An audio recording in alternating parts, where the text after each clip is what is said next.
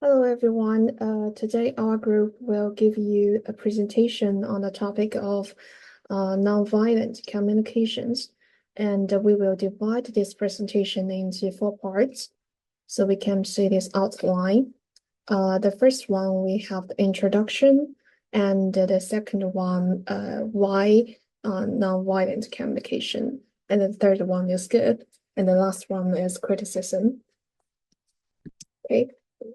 And before introducing nonviolent communication, so we must first know what nonviolent communication is.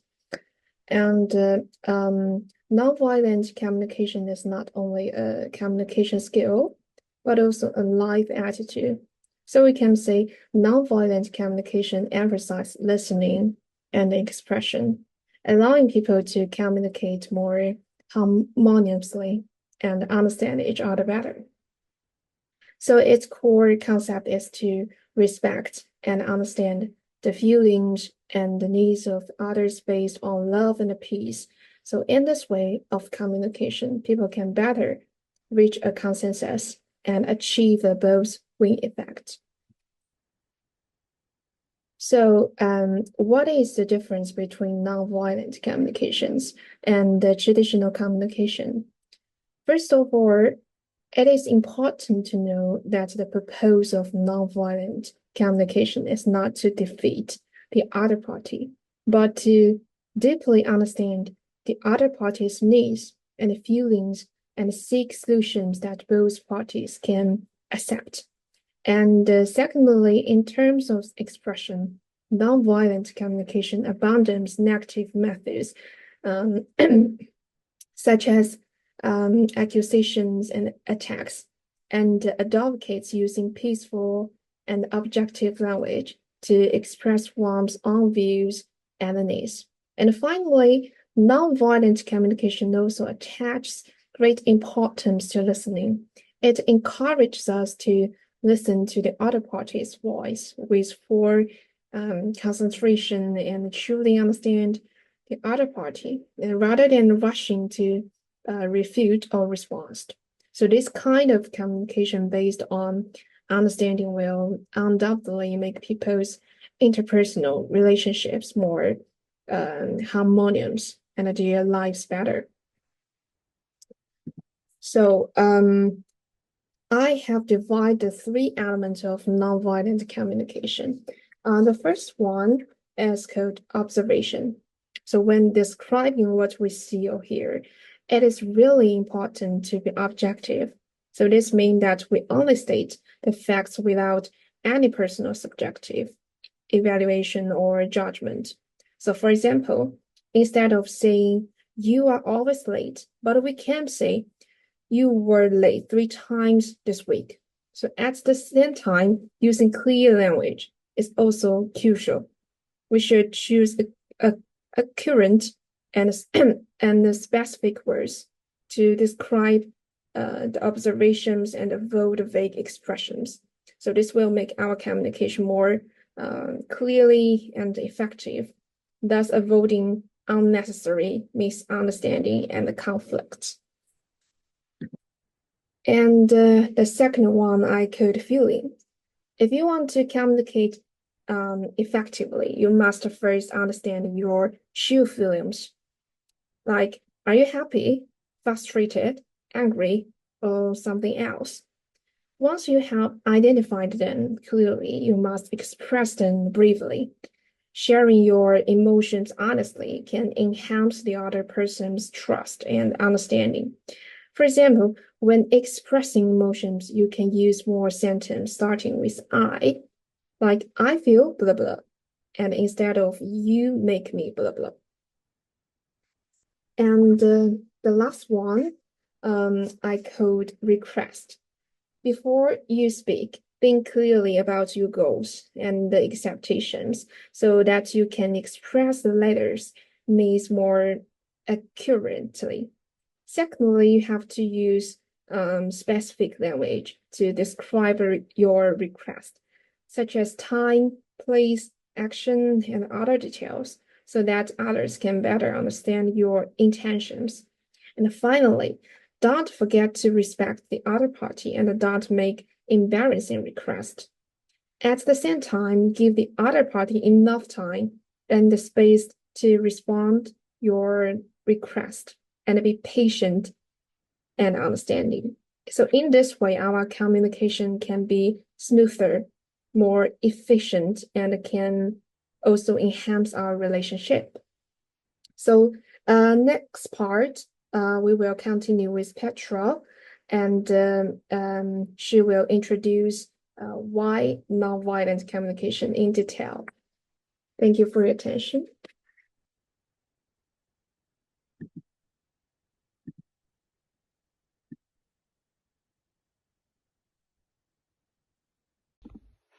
Hi. So I will be continuing with why nonviolent communication. Sorry for the potential noise in the background. There's a construction. So why nonviolent communication is better than any other method, other communication method. Basically, the main idea behind nonviolent communication is that it is important to create empathy in every conversation. Once this empathy is created, it is easier to find a solution to potential issues and meet all parties' individual needs. This way, nonviolent communication improves the quality of personal and professional relationships. It helps resolve conflict, heal past experiences, and it also strengthens relationships. There are many life-changing benefits of NVC. It can work in all different kinds of environments, such as in families or other personal relationships. It deepens emotional connections, creates intimacy, helps with listening to each other more effectively. It can also be beneficial in education, in schools, for example, with strengthening the students' interest and also the connection to their work. But it can also develop the dynamics of the classroom and the teacher-parents relationships. In the workspace, it can improve the team productivity and strengthens the employee morale and loyalty. Other than these, there are many other different ways to apply NVC, and this is why it works in a big variety of situations. Other than the ones counted, it can work on another professional personal level, such as in therapy to solve traumas or social challenges. But what makes NVC unique? Why is it better than other communication tools?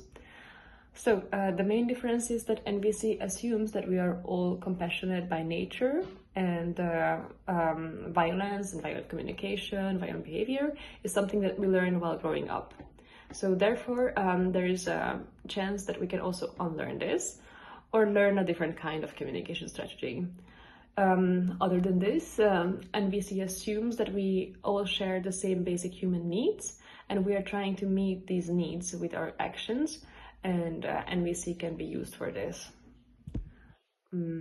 Moreover, nonviolent communication is different from other communication methods because it is very much connected with emotional intelligence, since it relies on people understanding their own emotions and motivations, as well as understanding and empathizing with the needs of others. It is more simple also than other techniques, which is a good thing. And it also helps us being more conscious about how we use language in our everyday conversations. I'm going to continue the discussion on nonviolent communications by talking about the scope of nonviolent communications, areas in our day-to-day lives where nonviolent communications can be applied in order to solve conflicts which we as humans cannot avoid as long as we live amongst each other. There are at least approaches of nonviolent communications that are applied in different categories of our lives. That is self-empathy, empathy, honesty, and use of power. There are also three categories in which we can divide these scopes. The first being your personal life. In your personal life, the attitude or approach of self-empathy is a very important tool which plays a role of transforming your past shame, depression, wounds from cultural conditions into life-serving emotions that bring you inner peace. Hence, you are going to avoid conflicts that are caused when these past events of your life resurface, because you are not triggered by the trauma which you already healed. So you are going to avoid conflicts such as hate speeches. In the second category, we look at interpersonal relations. This is how we relate with people that we spend most of our lives with.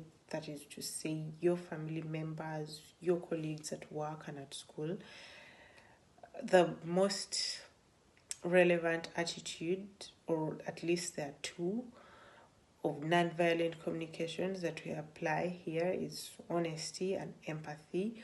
Honesty in a way that you communicate your feelings with utmost honesty to convey your message to the person that you are maybe about to have a conflict with. And empathy is the feeling with which you listened to what the person that is talking to you is saying, so that you see things from their point of view.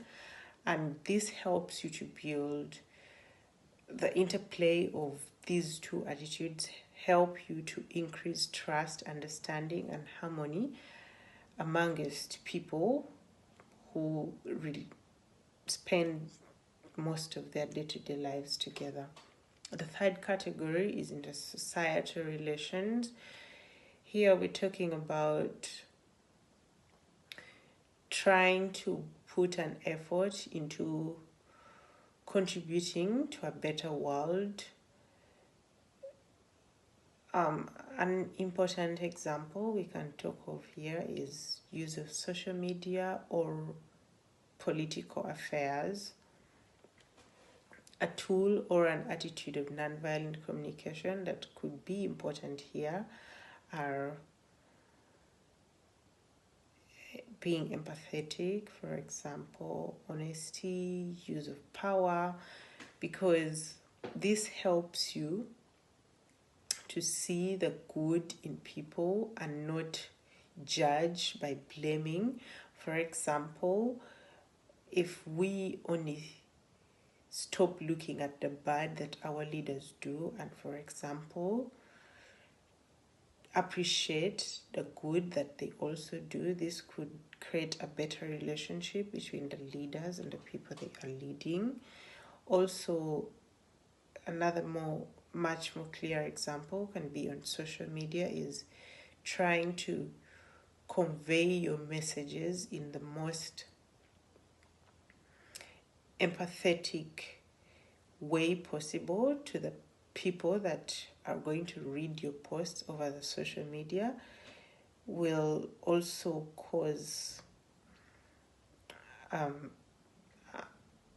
much more harmonious relationship between the person that posts and the people that read. And that is at least the three big categories in our day-to-day lives where we see nonviolent communications being applied to solve conflicts. Now to the fun part of criticism.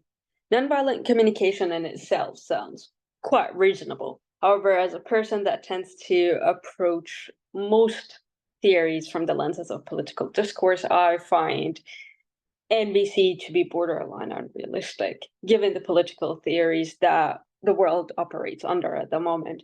At its core, NVC assumes the natural state of the human being to be aligned with that of Hannah Arendt's understanding of the human condition. Henceforth, the advancement of the idea of nonviolence, whether as a theory of communications or a political theory. Yet NVC at its core inherently depends on the human willingness to abandon its urges, for a method that demands one to be highly in tune with their command of language rather than their emotions, even though that the theory at its core maintains emotions and emphasizes their importance.